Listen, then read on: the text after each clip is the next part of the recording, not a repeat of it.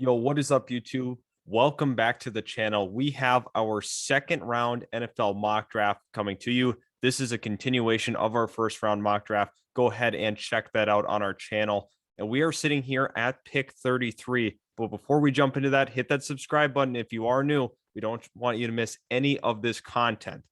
We have the Detroit Lions here at 33. This is a pivotal point at this spot in the draft because there is a prospect that definitely has some upside that can help them out. We know Jared Goff's future is not looking great in Detroit. Obviously, a lot of the losses are going to fall on the team as a whole, but the quarterback a lot of times gets the blame. He has not played well this season. I think it's time to move on from Jared Goff. That is going to be Desmond Ridder here, the dual threat quarterback from Cincinnati. He's been extremely effective this year, accurate throwing the football, and he can also make plays with his legs, which is something that Detroit desperately needs at this point. Another playmaker on this roster. You already have DeAndre Swift. You have TJ Hawkinson, two really, really nice playmakers at those skill positions. However, Desmond Ridder adds another level of dynamism to this offense. And now we jump into the New York Jets pick. I think this is a pretty clear fit for them. You get the long, lengthy corner in Martin Emerson, really good man-to-man guy. Mississippi State, pride and joy there. I think the New York Jets definitely need to add some more guys in that secondary, especially at that cornerback spot. Martin Emerson is a true plug-and-play guy for this New York Jets team. Will very likely be a starter even in year one. I love the fit for the Jets. I'd love the fit also for Martin Emerson heading there to New York. And pick 35, we have Jacksonville. And Jacksonville's an interesting spot at this juncture. It's clear and obvious that there is a really, really good player still on the board that we weren't really anticipating being here at this juncture. That's Jaquan Brisker, a high riser, big hitter out of Penn State.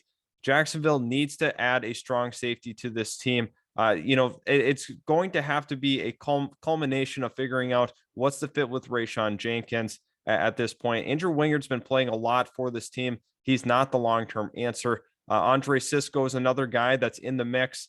Definitely has had some issues. He's coming back from a major injury. It's hard to work him in, not having a full offseason to really go through things for him.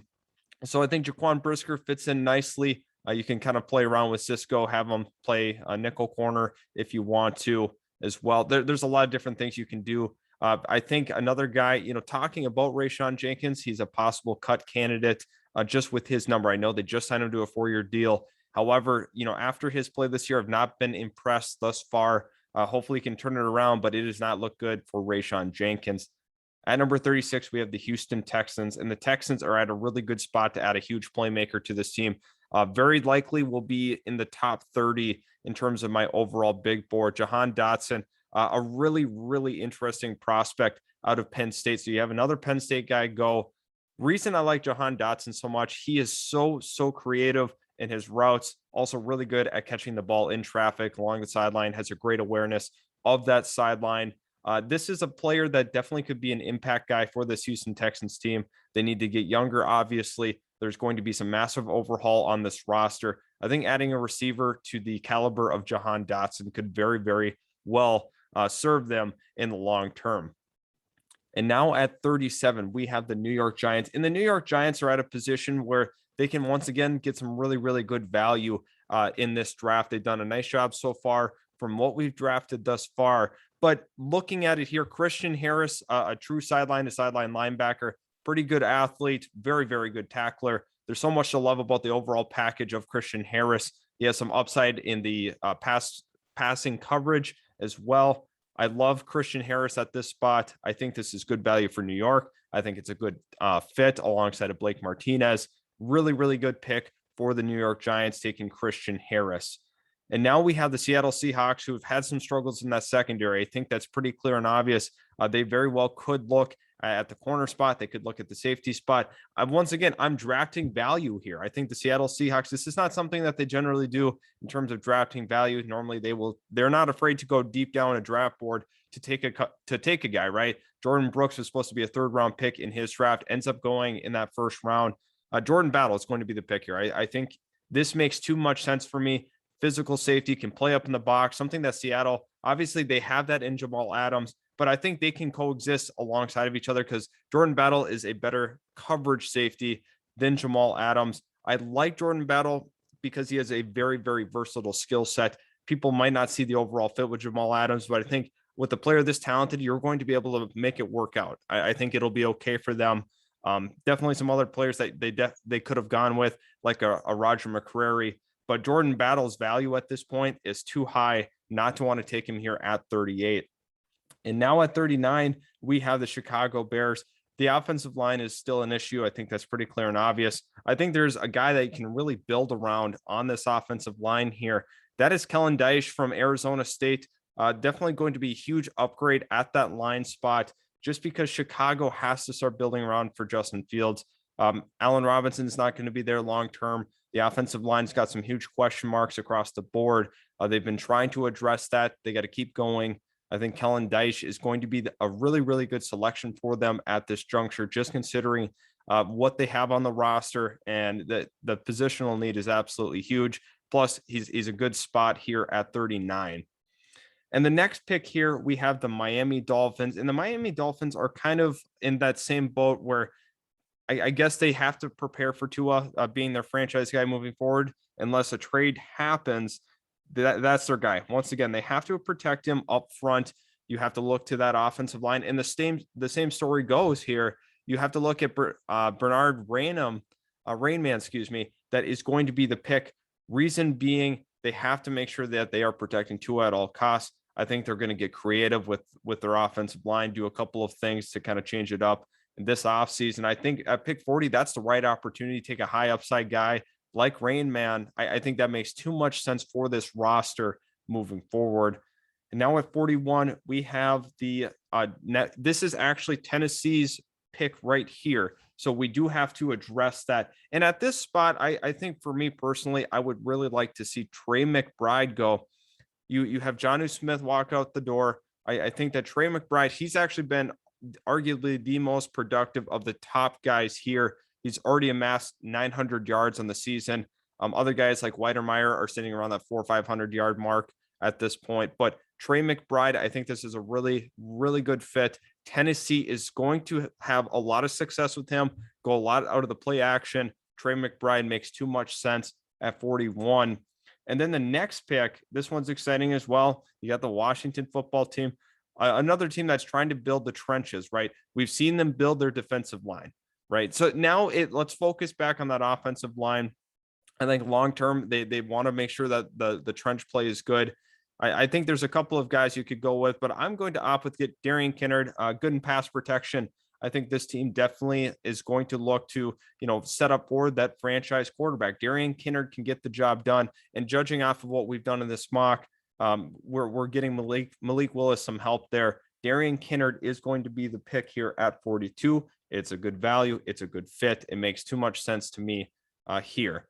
Now at 43, we have the Philadelphia Eagles. Once again, the Philadelphia Eagles are a team that values trench play. I think we've seen in the past when they were at their peak, they had a really good offensive line. They had a really good defensive line, really overwhelmed teams by having both. And I think they don't look past that offensive line. I think they're going to take a guy with extremely high upside here, 6'9", 400 pounds, Daniel Faalele, a guy that might have to kick into guard due to his size.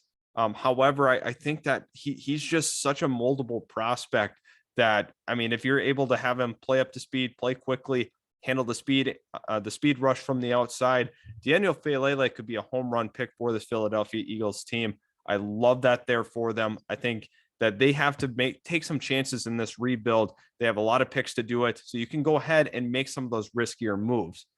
Now here at the next spot, we have the New York Jets. This is the Jets pick. If we remember from that Darnold deal, this is a team that very well could move on from Marcus May in the offseason. Let's be honest with ourselves. There's been a lot of trade talk. So I think that they look at that safety spot. Lewiston is going to be my pick. Reason being, he's played very, very well for Georgia so far this year. One of those emerging guys on the defense. There's going to be a couple of those guys that are benefited by their overall team success, especially defensively. This is one of the best defensive units we've seen all time, statistically speaking. And I think this is a great fit for the New York Jets. They have to address that safety spot. Ashton Davis is one of those guys that you got on the back end. You also have a guy like Seen here. He is going here at 44. At 45, we have the Denver Broncos. Denver is going to have to obviously replace Von Miller, right? Ebiketie is going to be my pick. Arnold Ebiketie. Reason being, Vic Fangio is going to want another guy that can get after the quarterback, and that's exactly what he brings. Losing Von Miller, yes, it's tough, but it was the right and necessary thing to do by moving on from him. He's a franchise legend, will always be that. Still a very productive and talented player right now, but if you're looking long-term rebuild, it makes sense to get a long-term replacement here. Bradley Chubb as well. This team is looking good defensively. I feel pretty confident in it, and they can, continue to address that with their picks in this draft. Now we are at 46. We have the San Francisco 49ers, and this is a team that's definitely seeking out cornerback play. I think it's clear and obvious the last couple of years they've been looking at that corner spot. And once again, you have a really good player here in Roger McCreary, impact player. I think it was 14 deflections is what he has on the year so far, which is a really good number. Competitive corner, feisty corner, exactly what the San Francisco 49ers need at this point. They're continuing to build up that roster again. I think it's going to be crucial for them in this draft to address that corner spot. To me, that's where it makes a lot of sense for them to go. And now after that selection here, we have the Raiders, right? So we have the Raiders are in a weird spot. Obviously, they've had two of their first round picks really have some issues on the side. We aren't going to bring that up, but I do want to talk about what they have to replace. They gotta make another playmaker out there. They got to get another guy for Derek Carr. I think John Mechie III at this spot was thought to be that lead receiver. Hasn't really taken the reins as that. Looks like Jameson Williams is more of the guy that is going to be the better draftable player between those two of them. John Mechie, however, he is no slouch himself. He's really going to be able to help out this Raiders offense. They're going to look at the receiver. We know Mike Mayock's draft history suggests that he will take from a big time program, and that's a tried and true formula for him. And that's where John Mechie comes into play, coming from Alabama. I think when you look at the draft history and what he's done in the past, to me, it makes too much sense for them for sure. And now you're here at pick 48. Now, this is the weird part of this because you have to remember at this point in the draft, this should be Indy's pick because it wasn't converted. If Carson Wentz plays all those snaps, that should be the second round, or it will be the first round pick that goes to the Eagles. So now under that assumption, this is going to be Indy's pick.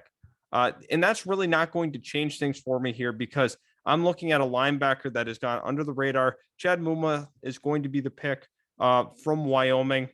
He's going to help out this Colts team, especially on that second level of the defense. Obviously, you have Darius Leonard, but I think a guy like Chad Muma will really complement him well. I think that, to me, it's a good fit-wise. A guy that's going to continue to climb up draft boards. It's really tough when you play at Wyoming to get that national recognition. I'm glad he is surprisingly ranked as high as he is, just considering they don't get a lot of media attention there at those Cowboy games.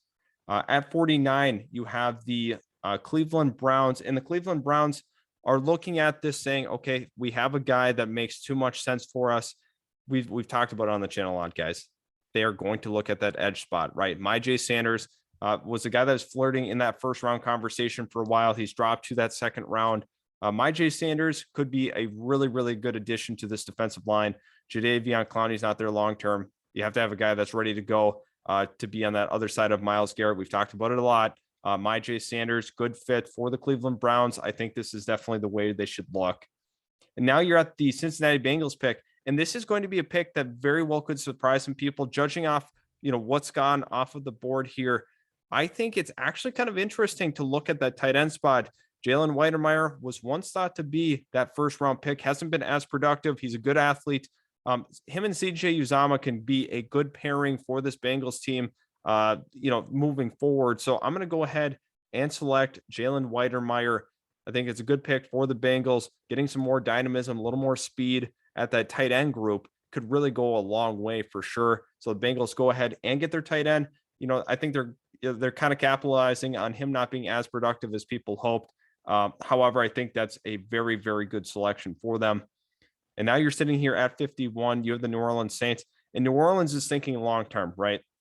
Jameis Winston's hurt. You have Taysom Hill, who we don't know what he actually can be as a true NFL quarterback. We haven't seen a large enough sample size where he is truly that guy.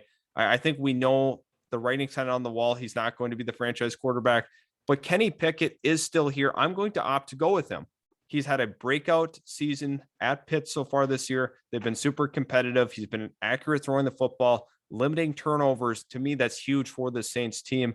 Definitely thinking that, if Jameis isn't ready to go, maybe Kenny Pickett can take the reins, learn the offense quickly, and really lead this Saints team moving on into next season. At 52, you have the Minnesota Vikings. And at this juncture, they have to look at the corner spot. It's very clear with the cornerback room that they have currently, they got to go corner. I'm going to opt to go with Daxton Hill. Josh Metellus was a guy that Rick Spielman trusted in the draft. He does look at those Big Ten schools pretty closely. Geographically speaking, it makes sense for him to do so. He's not afraid to draft from that Big Ten. Daxton Hill is going to be the pick. He's a long-term corner for this team. With a team that's got a lot of question marks surrounding it, considering Patrick Peterson's on the 1 year, Brashad Breeland's on the 1 year. That's something that they are going to focus in and hone in on. So Daxton Hill to the Minnesota Vikings. Now, after the Vikings, we have the Chargers, and the Chargers have to look at that edge spot. I think it's clear. I think that's very, very clear what they need to do there. Losing Melvin Ingram, haven't had that same level of production. And there's a couple of guys that you could actually look at here. Jermaine Johnson's been another high riser, very, very talented edge out of Florida State. I think that with this Chargers team, he could be a nice complementary pass rusher to Nick Bosa on that other side. And this defense is getting better and better. Asante Samuel Jr. he's been phenomenal. He's been great at that corner spot. Jermaine Johnson II could very well complement Joey Bosa at that edge spot. I love the fit. And I also love the ability to address a key need here without having to really reach. At 54, you have the Buffalo Bills. And the Buffalo Bills, you have to have some question marks at the wide receiver position. I know they've been productive so far this year. You already have Stephon Diggs. You have Gabriel Davis. You have Emmanuel Sanders. I'm questioning the long-term future. Obviously, he's aging. Cole Beasley's another guy that they really like, but I think they could start grooming another wide receiver. Jalen Tolbert, a guy that's not talked a lot about. Once again, he's rising up people's boards. Jalen Tolbert is going to be the pick here. Reason being a little uncertainty in terms of overall age. We have contract issues with this team. Maybe they're looking to save some money at certain spots. I think wideout could be that. And once again, this is a high upside pick, guys. Very well could be a terrific player at the next level. Josh Allen, Stephon Diggs, and Jalen Tolbert is a good guy to add into the mix, in my opinion. At 55, we have the Kansas City Chiefs. Kansas City Chiefs have gotten much better defensively the last couple of weeks. They are not nearly as bad as they had started. And this is why I was telling everybody, let's relax on the Chiefs. They're going to be okay. Their defense is definitely coming around. And this is going to be a dangerous team still moving forward. So with that being said, I think it is pretty clear that there are some weaknesses on that defense. You have a couple of guys you could go with here. I'm going to go with Justin Jacobs, really consistent linebacker from Iowa. They've done a really, really good job producing linebackers at the next level as well. Chad Greenway being an example, Josie Jewell being an example. They do translate well to the league. Justin Jacobs is going to be another example of that. Kansas City gets a consistent second-level defender for this team. And I think they're definitely going to address that defense hard in the offseason. And now you're at 56 here. You have the Tampa Bay Buccaneers selecting, and I think this is more contract related than anything. And also, this is another player that is not getting enough credit, despite him being on a great team. Devontae Wyatt's a crucial part of that Georgia defense. Now, with the Ndamukong Suh on a 1-year deal, I think this makes sense for them to make that transition. Devontae Wyatt can be a plug-in player, true impact guy as soon as he gets there, and that's exactly what Tampa needs at this point. They're really going to be competing for championships as long as Tom Brady is still playing at the level that he's currently playing at. So you want to make sure you have some ready guys, some guys that are really ready to compete, polished players. That's what you're looking for this team. Devontae Wyatt is that guy for me. And now you have the Pittsburgh Steelers, and the Pittsburgh Steelers, they've really built an identity on playing very, very physically, running the football, turning that into play action as well. But this is also a team that has kind of lost their identity along the offensive line. We've talked, we got aging, we have guys leaving in free agency. We've had some tough decisions to make financially for this team. And for me, I look at it, Trevor Penning, it makes so much sense to me. This is a team that has to address that offensive line. They got to regain that identity back. This is a team that's going to have some major change in the offseason. Let's just put it that way. I think that they have to look at that offensive line as a key area of need, especially at that tackle spot. They very well could double dip and go another offensive lineman later on in the draft. At 58, we have the New England Patriots, and the New England Patriots are a team that likes to rotate pass rushers. They like to have a lot of bodies in there, fresh guys in there. So to me, that makes a lot of sense for them to go look at that edge spot. Cameron Thomas, great value here at 58. I think that they're going to sacrifice, maybe they're at this spot where they're like, okay, really good value. I think Cameron Thomas can do a really nice job rotating in there and eventually become a full-time starter. But the New England Patriots are really key on their edge play. They've had great production from Matthew Judon. Cameron Thomas, also another guy that can get after that quarterback. So I like him here at 58. Good pick for the Patriots. And now this next selection belongs to the Denver Broncos as well. There's a couple of ways you can go. I think they are going to look at that linebacker spot. Vic Fangio is going to be very, very key addressing that defense even more in this draft. Peyton Wilson is going to be the pick here. I think for the Denver Broncos to succeed, they're really going to have a massive overhaul as a whole. Defensively, they're getting a lot of nice pieces in this draft, which is pretty scary. You have to have a really great defense to compete in that division, especially when you're facing Patrick Mahomes, you're facing Justin Herbert, and Derek Carr has put together a really, really nice season as well. So with a division full of very talented quarterbacks, you have to look on the defensive side of the ball. That's where Vic Fangio's specialty is. That's where he's made his money, is on defense. So, pairing that with more talented defensive guys, to me, makes a lot of sense. Now we're sitting here at the Cowboys pick.